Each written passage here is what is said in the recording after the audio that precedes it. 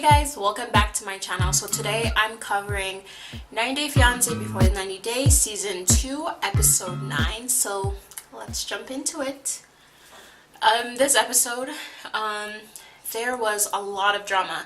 I didn't know that TLC could add more drama to this TV show. Like, I was overwhelmed this episode.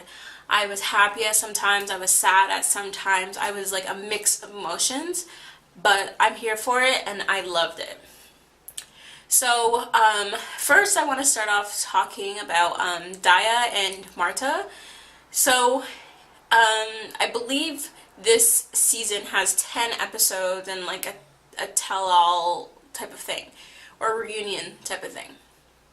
Well, we're in episode 9.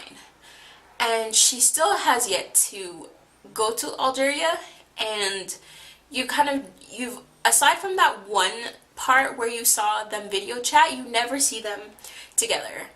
And I have a feeling he hasn't written that letter of invitation, so she's not going. And I feel like I don't understand why she was introduced into the episode, but that's all for her. And next I want to talk about is John and Rachel.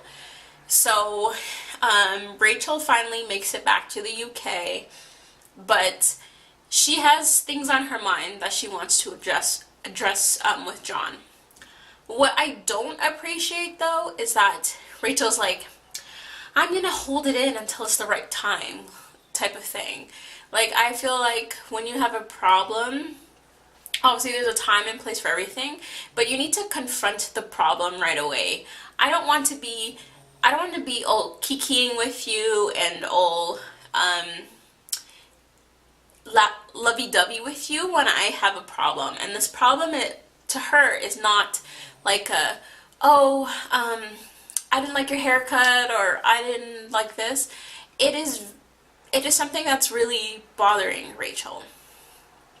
The problem that Rachel had is that she accidentally, I don't know how she went to his Instagram account. She definitely saved his password, went inside, looked at his DMs, and saw that he had talked to his ex-girlfriend of many years ago. Basically, I guess gaining closure from the relationship and talking about how, like, he did love her and he just didn't mean to hurt her, type of thing. I can understand like where Rachel's coming from with it being like, you know, this is very inappropriate, especially because like you're with me, so first of all there's no need for you to be talking to your ex, and second of all, like that's done. You shouldn't be thinking about other girls when you have a girl, the love of your life. So that was a problem. John really didn't see the point, like the big deal of it, and I can understand his point of view, because it's not like he was telling this girl like, oh, I love you, we're gonna be together. He was just kind of just thinking back and evaluating the relationship and who he was as a person back then, and he was a shitty person. But I also feel like Rachel shouldn't, I understand she's very insecure, but she shouldn't blame John all the time for these issues, because remember when they were talking, she had gotten pregnant with someone else. So that means even though she was talking to him, she was dating and getting intimate with other people. So like you can't kind of be like, well, you can't talk to people, your ex-girlfriend, when you had a whole baby. The two are not comparable, but I just sometimes, Rachel's insecurities get on my last nerve, just talking about, oh, John this and John that, bringing up his past over and over again, throwing it in his face. Like, if his past bothers you so much, then just leave him at this point. Like, you haven't gotten married yet, this is your last chance, just leave him. Because if you keep bringing it up, it's gonna get annoying. But I do think that John was really, really out of order inviting his ex-girlfriend to this party. Like, I don't care if you guys are now the best of friends. You've had like an intimate relationship and you can't really go back from that. So I don't appreciate you inviting her. Plus, you like buck up into her and talking to her and then invite her. And then she has the nerve to come. Like, like my ex is not coming to me going like, "Hey Natalie, how are you?" blah blah blah. But you know, I have a what do you call it? Not a bridal party, but I have a wedding dinner stuff that I have going on for my new fiance, gonna be my wife soon. Do you want to come? Yeah, sure. Like, I would have been like, no. So that was messed up. But I'm not too sure if we're gonna see a wedding for the season finale, but that'd be cool. Anyways, so let's go into our next couple, Ricky and Jimena. So Jimena is still very apprehensive with Ricky's apology, with what he's been saying, and he's sorry, and Melissa was nothing. And you can tell she's kind of her heart is very reserved right now. And he's trying to do everything to convince her because it's the love of his life, and blah, blah, blah.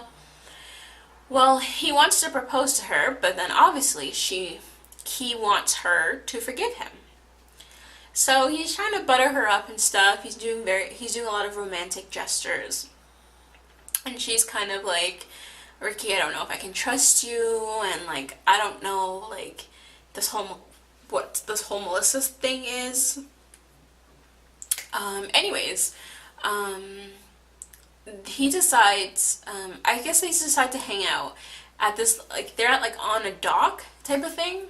I guess just kind of, like, wetting their feet. And he's, like, kind of like, "What do I have to do to for you to forgive me?" And then she's like, "Oh, jump in the water." So at first I was just like, what's the big deal? But then to find out he can't swim. And Jimena is being a bit dumb for this because Ricky, he might be an idiot, he might be a grimy individual, but he's also a father to 2 children. You can't be having him doing these daredevil activities, possibly having him killed or having something bad happen to him because that's what you have to do to for me to forgive you. I thought that was like, I was like, what is wrong with you? And then what is wrong with Ricky too, to be jumping in the water knowing he can't swim? Like, when you, like, for example, I can't swim. If I were to jump in the water, I would obviously try to, like, get myself up. Well, while you're doing this, you're actually pulling yourself down faster. But you obviously don't know it because you're trying to live. So, Ricky, I don't know, Ricky was taking a gamble on his life, and he was just like, "Okay, Jimena, I'll do it," being a dumbass. And he jumps, but like he almost like jumps and like he plops up. I can search the web for answers. Oh my god. Sorry, it's my phone. So he jumps and then he plops up, and the dock is right there, so he gets to hold on to the dock. And at first, I thought like this was a whole TLC ploy because they do that shit all the time. And I was like, oh, he'll probably like learn how to swim magically. But then the camera people are like, "Hey, like, Ricky, do you want us to help take you out?" type of thing. And I was like, oh shit, he really can't swim. Well, he did it, and then Jimena was like, "I forgive you." So I believe it's like his last day, or maybe second last day in Colombia. And he brings her out into this, like, it's like a moving dock type of thing / boat, because it was in the middle of the water where he had kind of like a picnic lunch, and once again making it very romantic, getting her in in the mood and stuff. And she's really feeling it. She's forgiven him based on the whole drowning incident, and because he's a photographer and whatever, he tells her like, "Okay, why don't we just take some pictures on here?" And she's like, "Okay, sure." So he's telling her to stand facing the water, so her back is turned towards him. And which Ricky gets on one knee, turns and tells her, I think he says like "te amo," like "my love" or something. And she turns around and it's a ring. And she was just, and he said like, you know, I love you, will you marry me? And she was just like, yes.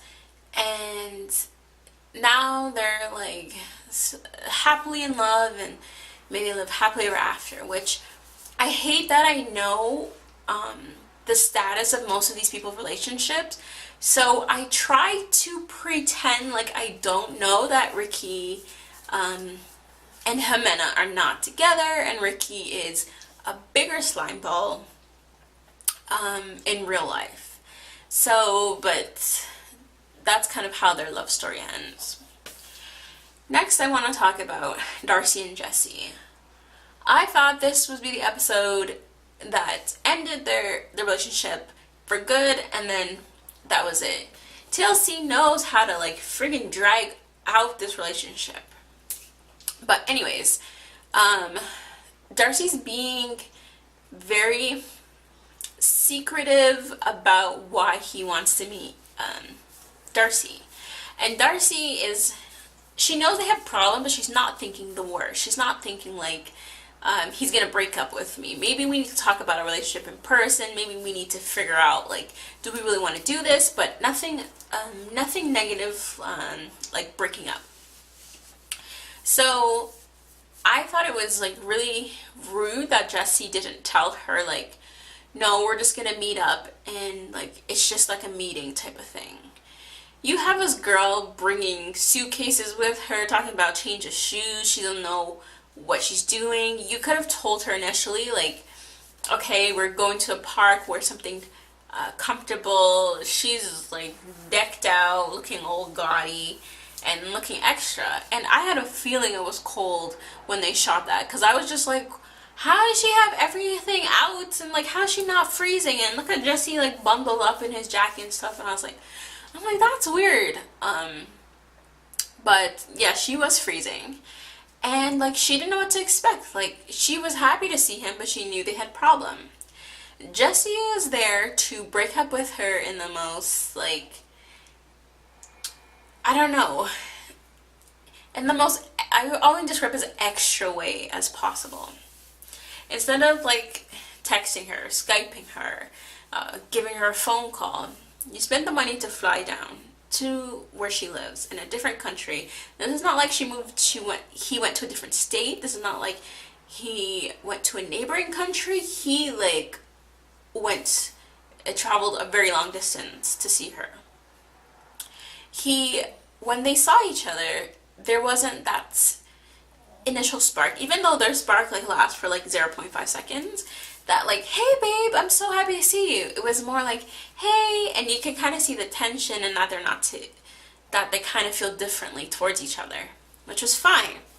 But as soon as they got into the car, Jesse was all like, well, you need to start admitting your problems, and like everything was Darcy, which like, even if you're gonna break up with her with respect and blah blah blah and integrity, like come to her and tell her like, Darcy, you know, I know you're a really good person and stuff, but I don't see that it's working for us and I think we should move on. You're just like, you need to fix you. You're an alcoholic. I found out that you got arrested for getting in a fight with your sister, which, I don't know, like, I have sisters, and, like, we fought. Even when we, like, physically fought, like, I would never think of calling the police on my sister. Like, unless my sister, like, had a knife and she was, like, ready to kill me, like, I don't understand why the police had to be involved, especially because they're fine now. So, like, what a waste of time. And I wouldn't want my sister to have a criminal record based on an argument that we're going to get over in like 2 minutes. So, Darcy was like, that's none of your business, this is my family, blah, blah, blah, blah. Plus, Jessie hasn't really got to meet her sister aside from that one time where like maybe this is how they act, and it's kind of just like, ugh, you know, the twins, like whatever. But Jessie wasn't having it, and Jessie was calling her an alcoholic, and I guess she's now violent. and she's crazy, and they're both trying to, like, at one point get out of the car. But at the end, Darcy gets out of the car, and she's just like, okay, this is over. And I believe she tells him, like, get out of my life or stay out of my life type of thing. They kept using it for promo over and over again, and, like, they made her voice, I don't know, her voice sounded weird as hell. But based on the previews I saw, there's still a segment with them next episode. So I don't know what more they'd have to say to each other, but that's the end. That's the end of them. So the next couple I want to talk about is, I don't know which one to go first. Either Hazel and Tariq, or Angela and Michael, because Hazel and Michael both have the L. They both, sorry, not the L. They both get a W for this episode because they got what they wanted. I know what happened in current times, but like let's pretend we don't know. They both got what they wanted. For Michael's trying to win Angela over. She has a couple days in Nigeria. Michael is like literally begging her. I guess I equate the way he's trying to persuade Angela as in like him being on Big Brother and being up on the block, and like him trying to make a case of like, baby, I love you, we should stay together, we can work this out, blah blah blah, we barely have problems. And Angela's really honest with him. She's telling him about the life she lives in Georgia, and like it's not gonna be fun, it's not gonna be exciting. She has a job, she has work to do, she's gonna be busy. And he was just like, yeah, we can do this. And Angela has some reservations. She talks to her daughter, Scotty, which, from what I'm hearing, that like she got accused of like molestation and stuff recently. I haven't read much into it, but if she has, you have to give her the side eye. Because I don't know. That's not cool. Anyway, she tries to get advice. She's trying to figure out like whether like Michael's the one. And Michael is so beggy, just like, oh please don't like leave and blah blah blah. And then they have their dinner, and Angela's like, okay, you can have the flag, and I got this for you, a ring. So she's just like, you want a trip to America? And Michael was just like, me? And then he was so excited. But to me, Michael wasn't excited because like he gets to be with Angela and like they get to be together forever. Michael was excited because he's going to America. Even in like when they're interviewing him, he's like, oh, I get to go to America, yes! Not like, oh, I'm so happy that like me and Angela are in love. Like, no, I get to see Donald Trump, which, whatever. But I'm like, Michael, like what's wrong with you? And he's being so sweet to Angela. And then Michael shocks Angela when he gets down on one knee and gives her a ring. And like now they live happily ever after, the end. AKA Angela, I guess at that time was willing to go through the K1 visa process. But to me, I think that if they were to go through that process and Michael were to come over, he would need to be on his best behavior, because you have 3 months to marry and Angela's not marrying you after 2 weeks. Like, you would have to be on your best behavior, because Angela's not scared to be like, well, it's not working, Michael, bye. So that's the end of their segment. But the way that Michael was so happy, like you would have thought, like, I don't know, I was picturing like The Price is Right, like he won a car type of thing, where he's just like, yes, oh my god, I get to go, oh my god, I get to go to America. And like Angela's happy, and like once again, like another person giving someone a chance when you kind of can feel that this person's not right for you. So let's just get into the last couple. So our last couple is Hazel and Tariq. So Hazel gets the W2 because Hazel played her cards right and she won the jackpot. So they're still at El Nino, something like that, having a great time, being romantic.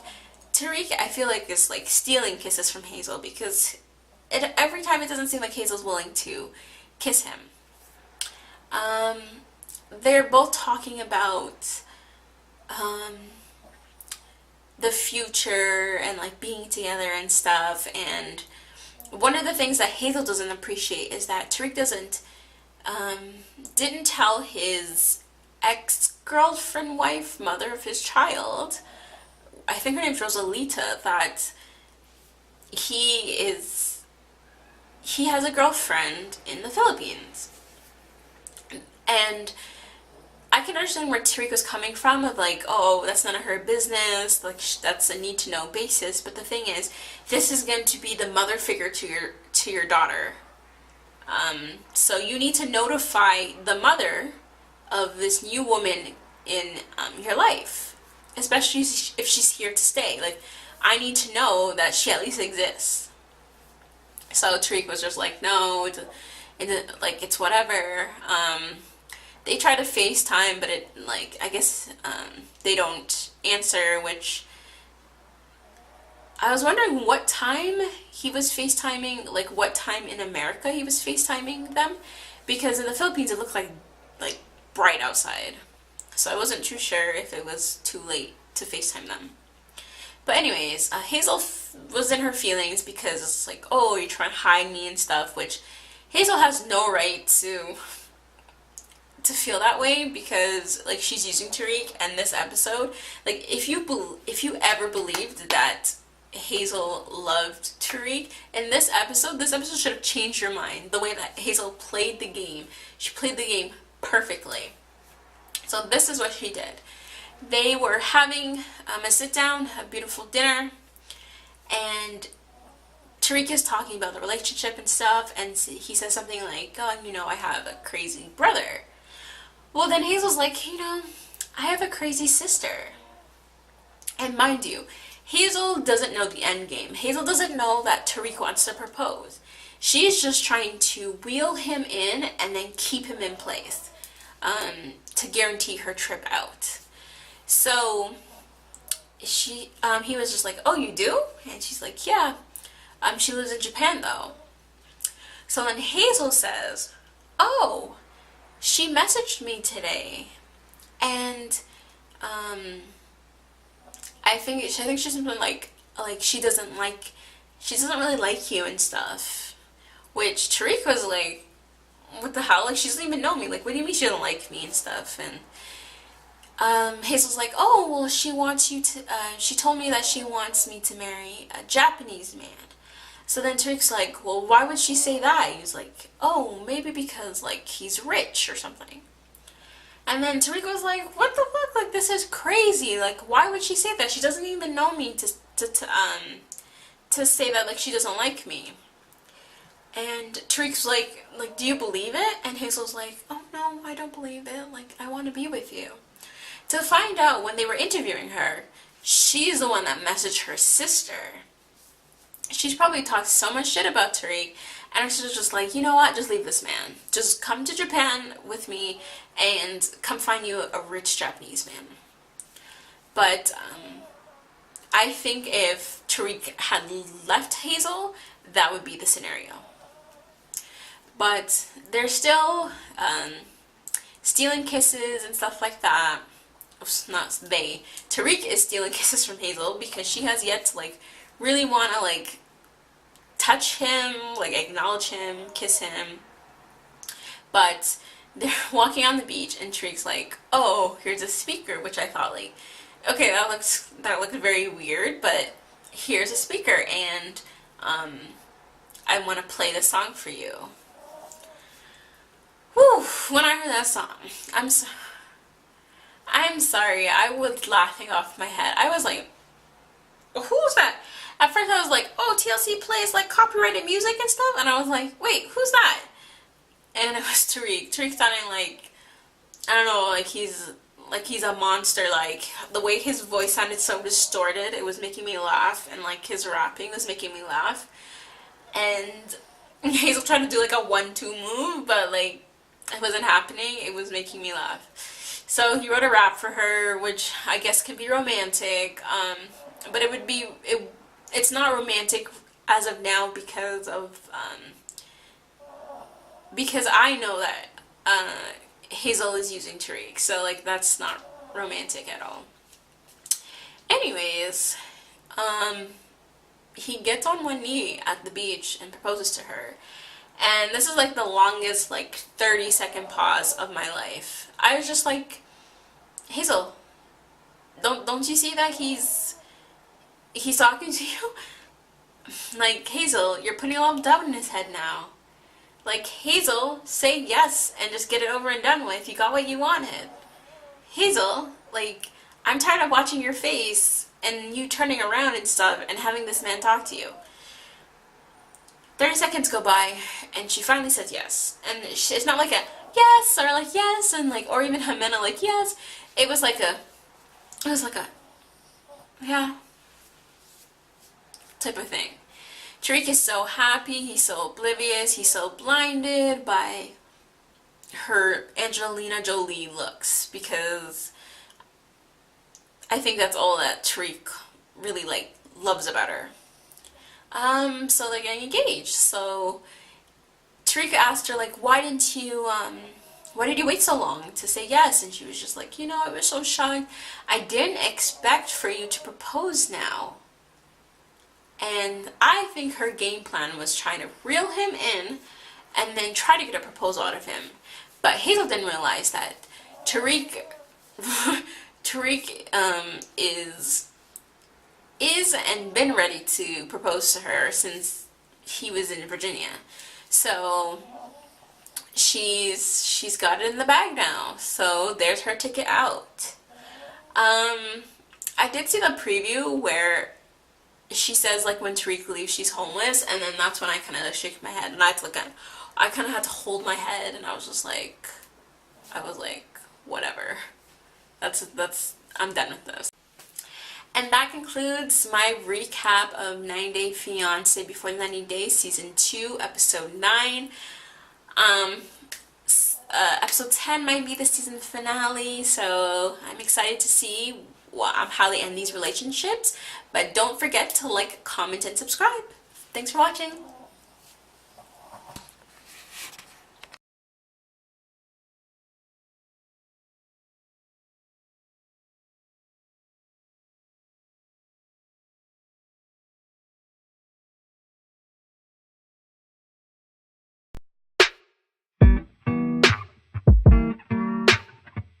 Yeah, yeah, yeah, yeah.